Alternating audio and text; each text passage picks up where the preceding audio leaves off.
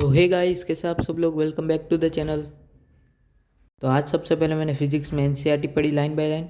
उसके बाद मैंने वन शॉट देखा था यूट्यूब में से अभिषेक सर का। फिर मैंने नोट्स बनाने चालू किए और अब से इस चैनल पे मैं स्टडी वीडियो बनाने वाला हूँ, क्योंकि मैंने पोस्ट किया था कि मैं स्टडी वीडियो बनाऊँ कि नहीं, तो उसमें मोस्ट ऑफ का आंसर हाँ आया था। तो इसलिए अब से स्टडी वीडियो ही आएंगे इस चैनल पर। और यार, मुझे तो फिजिक्स पढ़ना बिल्कुल भी पसंद नहीं है, पर क्या करें, नीट एस्पिरेंट है। खैर, अब क्या ही कर सकते हैं। साथ साथ में मैं बाद में इसके न्यूमेरिकल्स भी कर रहा था, इसमें से देख देख कर। और ये वीडियो काफ़ी अच्छा है, तो आप लोग भी देख सकते हैं।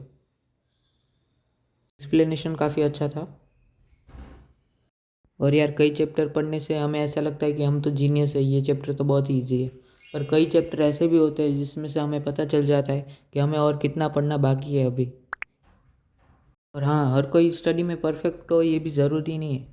खैर छोड़ो इन सब बातों को। लास्ट में मैंने एच सी वर्मा पढ़ी।